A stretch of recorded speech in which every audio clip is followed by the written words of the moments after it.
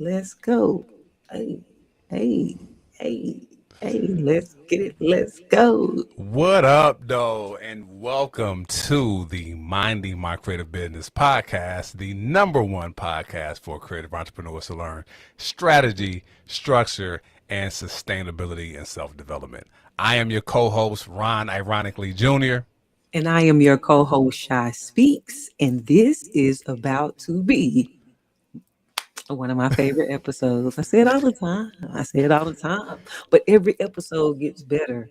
You know, man, the reason why I'm saying that is because this is the season 6 recap. And Yes. season 6 kicked off really, really strong with everybody wins or nobody wins. And I feel like that set the tone for the rest of season 6.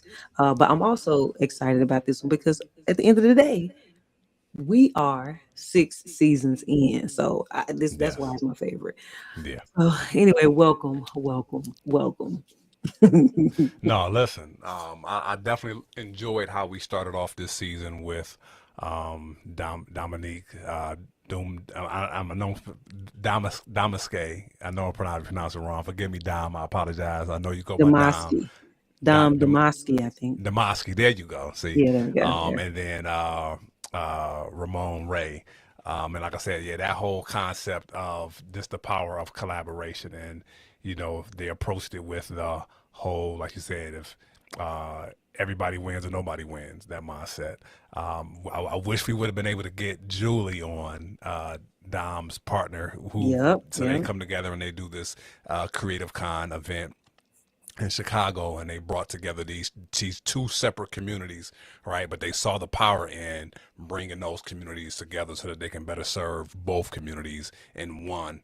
So no, that was just a fire conversation to hear, and to be there. We were able to be in Chicago for this season, and had that conversation with them during their Creative Con event.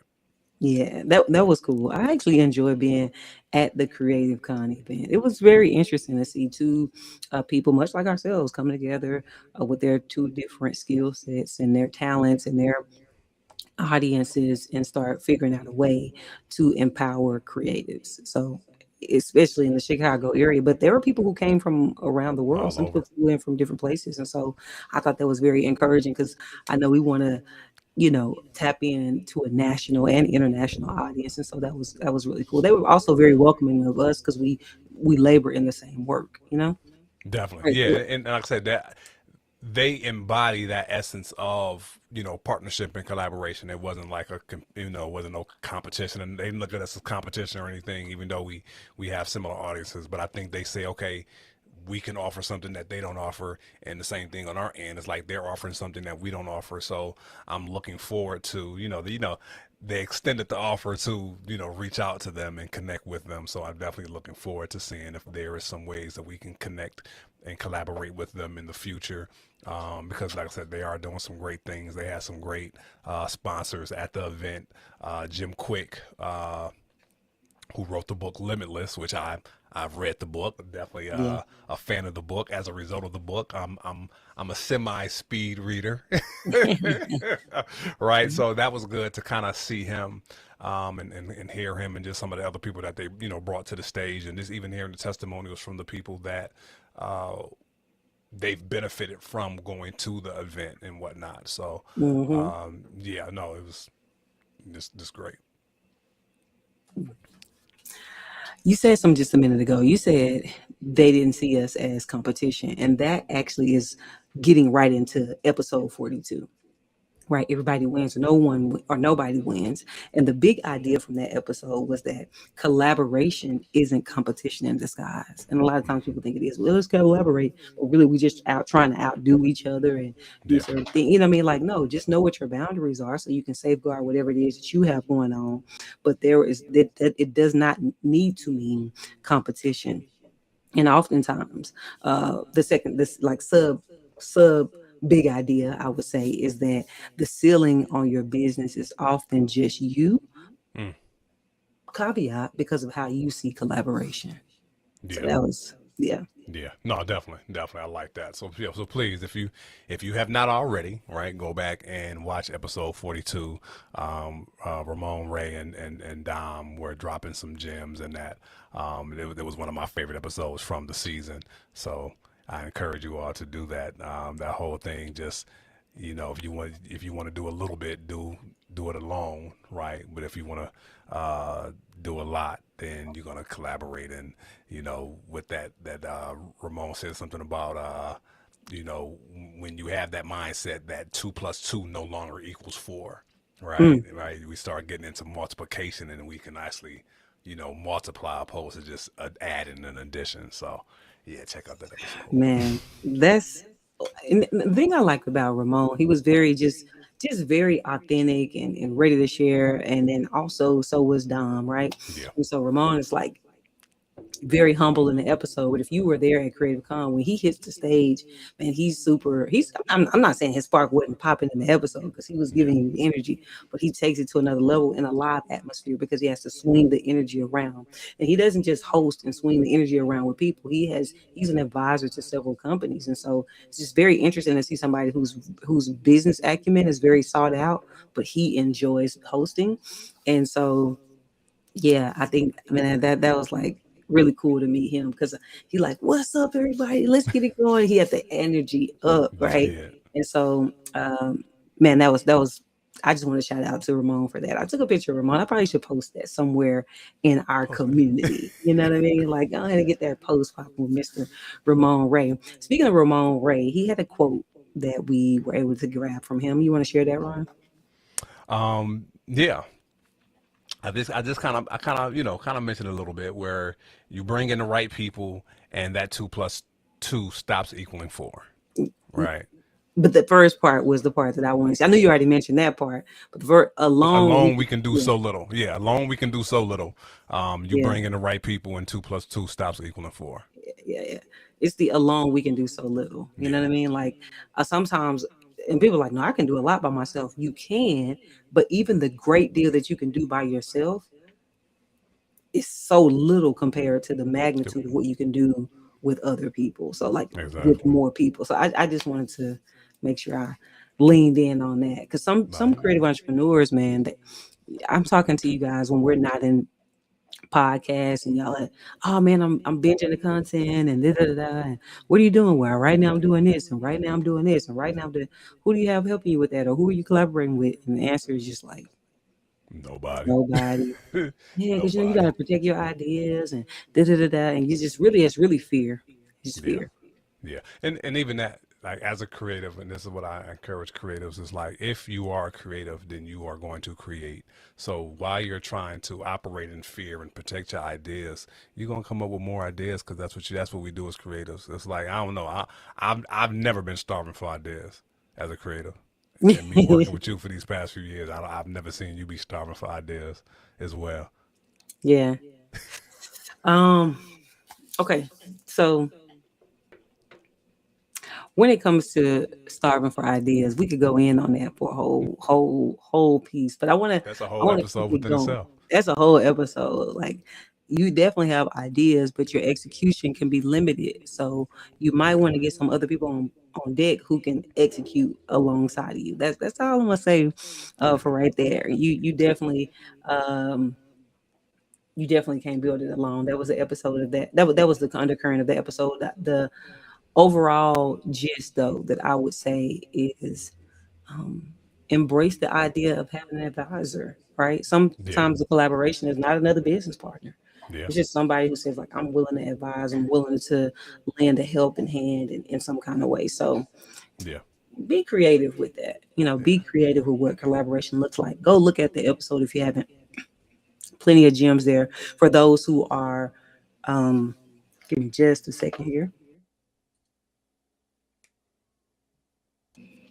I was just saying there's plenty of gems for people who are wanting to be event curators and create conferences and things like that.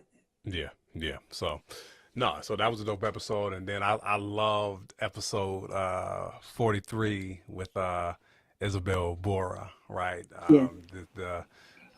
just her kind of telling her story where she's a Nigerian immigrant who lives in Chicago, and just something that was so just everyday occurrence in where she was from. We braid hair. When I was in Africa, we would braid hair.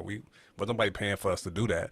But when I came here and I was willing to see somebody was going to pay me to braid their hair, she's like, oh my goodness, like I didn't hit the jackpot, right? So just kind of hearing her story, and that was just real encouraging and inspiring. And one of the things that she mentioned that kind of got both of us, right, that kind of jumped out of both of us is her whole concept of she was going for 100 no's, Yeah, right? that was. Where it's like, as a salesperson, right, or somebody that's trying to get clients and things like that, a lot of times people are trying to avoid no's, but she's like, no, this is a math equation, right? It's all in the numbers. So I'm going for 100 no's, because if I'm getting 100 no's, the amount of yeses that I'm going to get, and that's going to, what I'm saying, increase and things like that. So no, that's one thing that I've heard that I haven't heard it like that. I've heard it, as far as it being a numbers game, but the way that she presented it was kind of new. Yeah, I mean, she was excited about it. Right. She was like, well, because she had gotten rejected with this idea that she was trying to pitch several times, but she was just like, we were like, well, you weren't okay. By that time, you didn't want to give up on. She was like, no, because I was going for that. Like that was the goal. Yeah. I'm going for her. Like, yeah, we understand that you want to call, but you're hoping for a yes. But she was like, I'm hoping for a no. Like I'm trying to, because she was using it as data research. Yep. What's the sweet spot on pricing? She goes in and talks to a lot about pricing and how she was able to arrive at the right thing.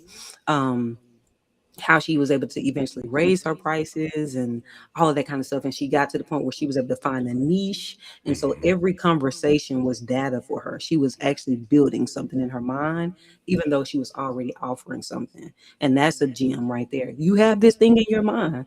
Go ahead and start offering it to people, knowing they're gonna say no, but just offer it anyway. And as Yeah. you're offering it, and you're in that conversation with them, you make that conversation be worth your while, because you're gonna like collect the data that you need. You're gonna be actually surveying this person, figuring out where the perfect sweet spot is so that you can get that yes. I loved Yeah. it.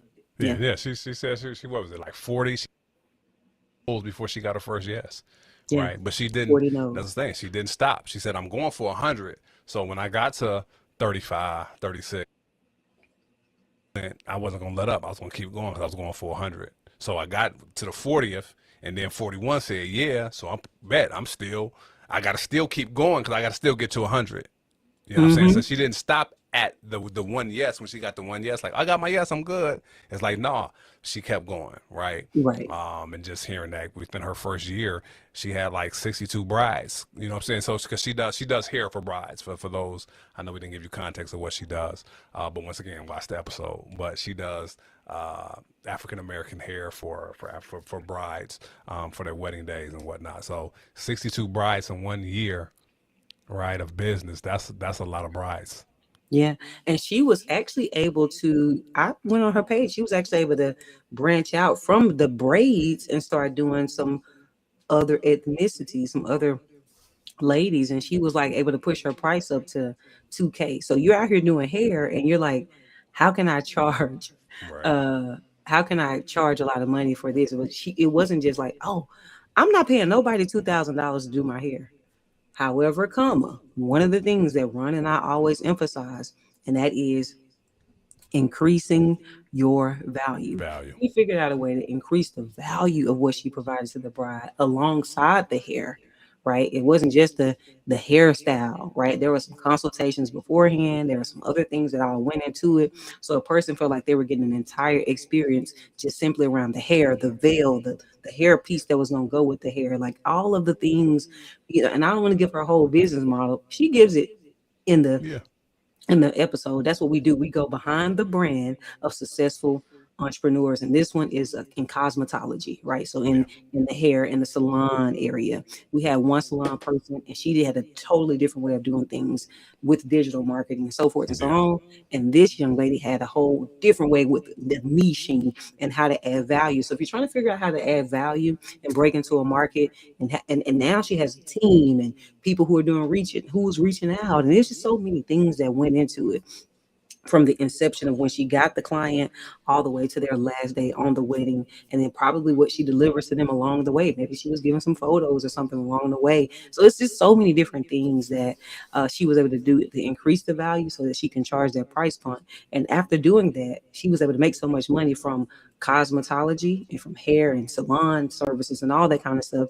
She was able to buy her first piece of real estate, and then she got Exactly. super excited again, and she was entering a whole new world. See, she was Yeah. always excited about the challenge, and that's what we love to listen to.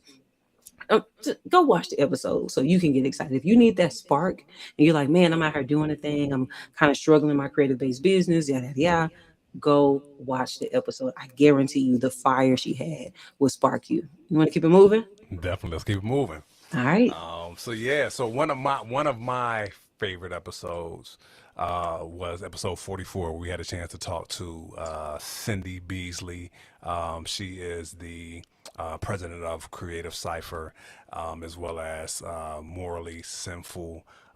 She's the owner of Morally Sinful Production, film production company. And the reason why I liked her interview is she kept talking about how the character is the business plan, right? And a lot Mm-hmm. of times when we're talking about business, we don't necessarily talk about the character behind the founder, the character behind the executives and things Mm-hmm. like that.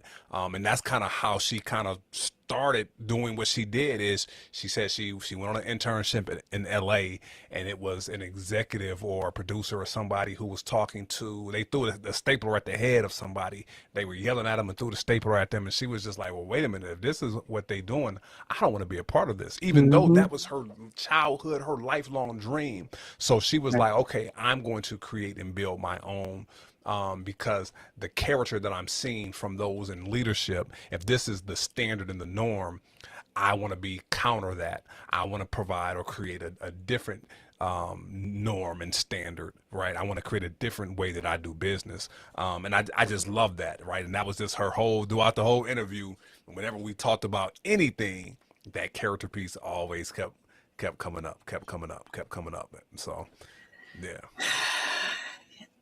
You know, in that episode, I was like, okay, give me more. Tell us more about the film industry, right? Yeah. Because ultimately, again, the film industry and how they help people navigate getting deals or getting in the Hmm. in the industry, and it was like, man, yeah, Yeah. that's yeah, that's very important, especially in that industry.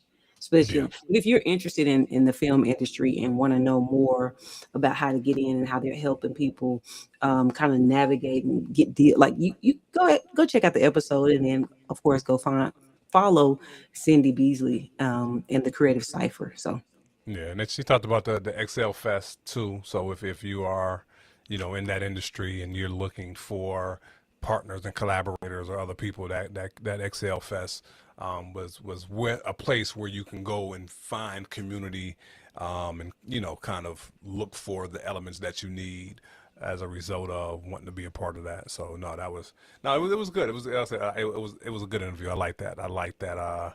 You know. You can see that South Side. She kept talking about that. See from the South Side. That South Side. it's coming out. Yeah, I The love South that. Side of Chicago is coming out. She's like, listen, I ain't about to sit at nobody else's table. I'm just gonna go build my own. Yes, and not only did she build her own, she has her own company, and her own agency and does production. But then she's sitting at another table that helps bring people to the table. So Right. she's really all about creating that, working with some of the best and brightest in the industry, right? Some of the most accomplished. Some names I could drop so that you can get excited if you're into the film industry and trying to figure out how to create a creative career in that. But I'm not going to drop the names. I want you to go watch the episode so you can see what the names are, and then you can tap in from there. Yeah. Yep. All right. So Speaking of let's go. Chicago, right? Right. Ron and I were able to film some episodes ourselves while we were in Chicago. We just got to, we can film them here at at our respective homes. There's nothing like filming them in the various cities. So we were sitting in this little whatever they call it, is it a brownstone? I don't know. I'm from Texas, so I don't have those types of buildings. But what was it? What kind of building is that we were in? It was like a I mean, yeah, it's brownstone-esque. yeah. So we Yeah. sitting in there. We're up high, and we're filming this episode because we realized that we need to talk about some other things in the episode that we didn't want to necessarily have to in the season, that we didn't necessarily want to have to tap a guest to do. We want to give you some actual resources directly from the wellspring that is us, from the experiences that we have. So let's talk about that. Episode Right. 45. Yeah, so we had the pleasure of being able to talk about the places where a creative business can be leaking money, right?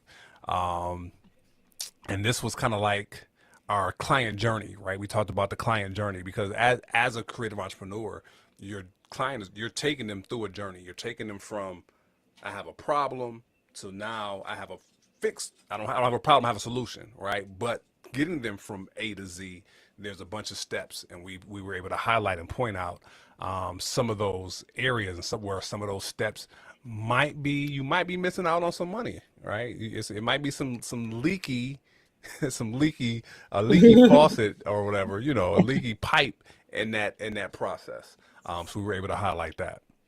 So let's Man. kind of lean in a little bit. Okay. So it might be, no, it is. Okay, you listen. People we leak money like a lot of time. Matter of fact, I was recently trying to reach out to a creative entrepreneur, and when I reached out to this creative entrepreneur, they were like, "Man, they want to make some money. They feel like they're not making enough money," and I was like, "I want to talk to you about that. I want to help you with that."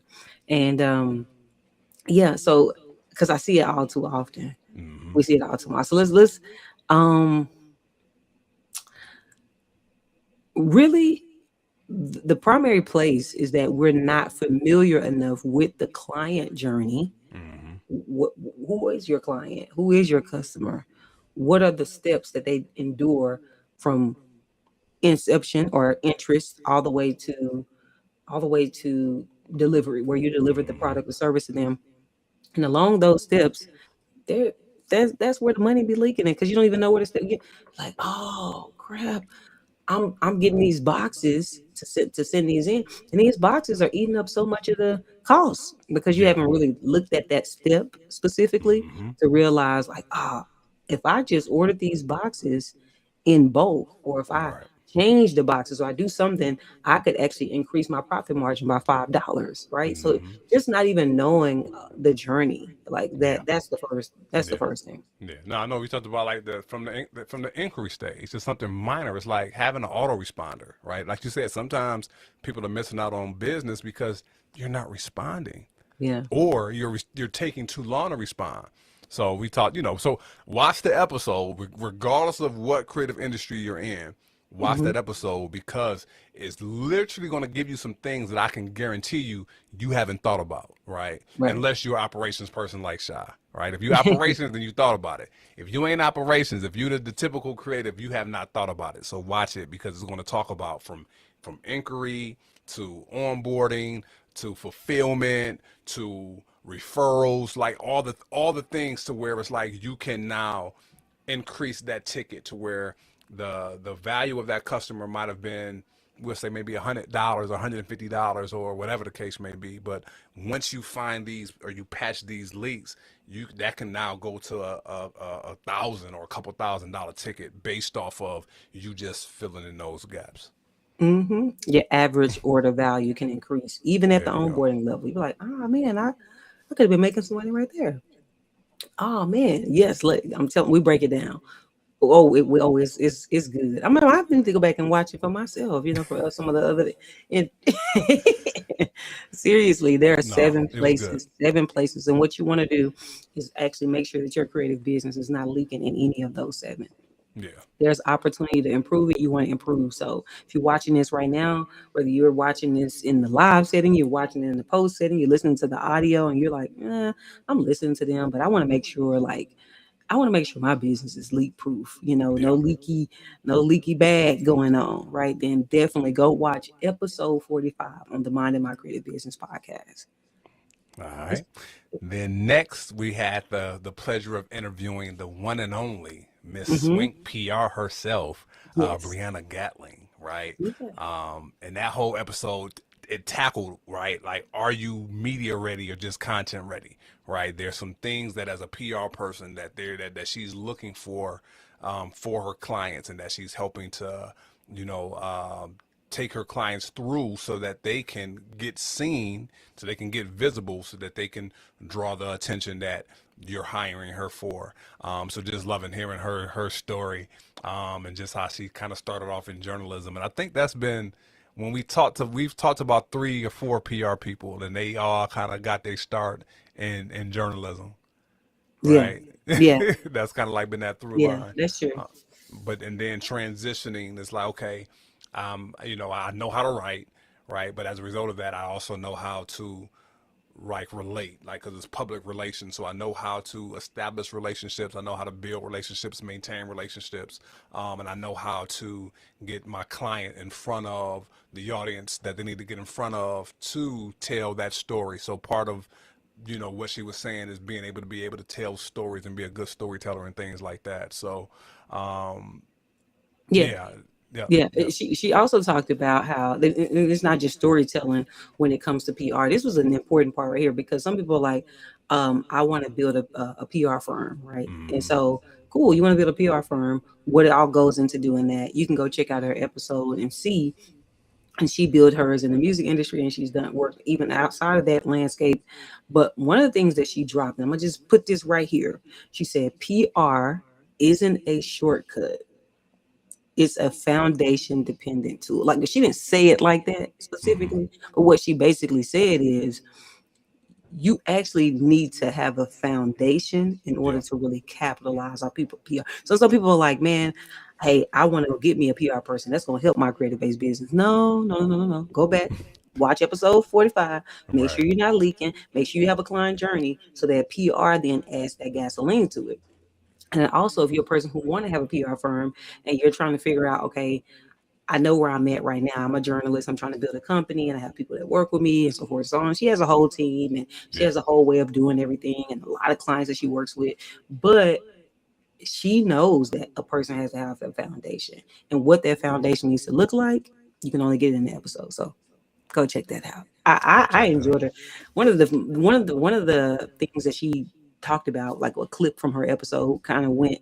It didn't go viral, but it had a lot of views on our channel, and that was her talking about she was working with the Chicago Hemp Band, right? So that's on the city level. And so there are some of you guys who are looking like, I'm working with these, like small businesses or influencers. I want to work with the city level. So again, you may want to go check that out because, yeah, it's a lot in that episode. Definitely, Yeah. definitely, definitely. Definitely. And then our last guest, not our last episode, but our Hmm. last guest for the season, we had the privilege of interviewing the lovely Miss Ray Christine. And I love what she brought to the table, because the whole thing she's saying, okay, are you building a brand, or are you just building an aesthetic? Right, so it's like, there's a difference. Yeah, it can look good, it can look pretty, it can look cute, but are you really making impact, right? Are you really building a brand that's impactful, and things like that? So I kind of love that. And she uh, also developed a framework, right? She noticed that, okay, Hmm. I'm not able to service everybody that wants to work with me, right? I'm not able to Yep. service them directly, because, though she has a team, she knows that she's limited. So she was like, okay, let me put together this archetype, or this architect, or this blueprint, that I can now, those who want to work with me, this is what I take to my clients, but I don't have to necessarily do it, or be involved directly. I can just give you this blueprint. You can do it, right? And you're still going to get the results. You're still going to get the impact, or whatever, as if you're working with me, because either you're not able to afford me just yet, or I'm too booked and busy where I'm not able to work with you hand on, but I'm not leaving you empty handed. Right. Because she'd already done all the research too. Mm-hmm. So it's like either I'm going to hold on to this research until you come back and work with me later, Yep. right? Or, instead of waiting on you to come back and work with me later, you can take it and run with it. I thought Yeah. that was just one jewel. Like, she dropped a lot of jewels too. Very, very smart. Worked um in the NBA, I think NFL Yep. players, Yep. NBA players, the foundations with sports, even Yep. some stuff like with the sports and insurance companies and stuff like that. Like, Mm-hmm. she's gone viral herself, Yeah. right? For Yeah. just talking about, like, marketing and branding and things of that sort. So, and I don't think she was even talking about something different. So she realized how pouring that gasoline on yourself creates so much attention. And it's like, dang, are you ready? So she realizes how that could affect her clients. And so I also think that that's a good case study for those of you guys who have a personal brand as well, and you're building a branding firm Yeah. or agency of some sort, to say, like, okay, how do I test some of these things on myself and then pull that into existence um for my clients. So Yeah. Yeah. that's No, one. and like you said, she had her hand in some big things. Like Yeah, she had her hand in like the whole Jake from State Farm, yeah, idea and concept. So yeah, I want to go watch that episode because she, yeah, yeah. Yeah, gems. definitely. Okay, so then we get to episode 48, right? Episode 48, which was more clients won't fix an unclear offer. Okay. Nope. Now, I noticed that we got a lot of engagement and reshares and things like that when we share snippets from this conversation. So if you've been interested in the snippets, you definitely want to go unpack the full episode. Ron and I shot that in Chicago. Again, shout out to Chicago and shout out to all the creative entrepreneurs in Chicago. There are so many other creative Yeah. entrepreneurs that we wanted to actually interview, that we just didn't have a chance to. So we'll go back at some point and kind of come back through with some of those people who own, like, there's a florist, for example. She owns uh yeah, I'm not gonna get into that. Just know, I want to come back to Chicago, but we shot this particular episode in Chicago, and so the reason I want to bring that up is because different atmospheres bring about a different energy, right? And Yeah. so perhaps this is why we talked about this, but it doesn't matter what your creative entrepreneurial niche is. It doesn't matter what city or state or country you're in.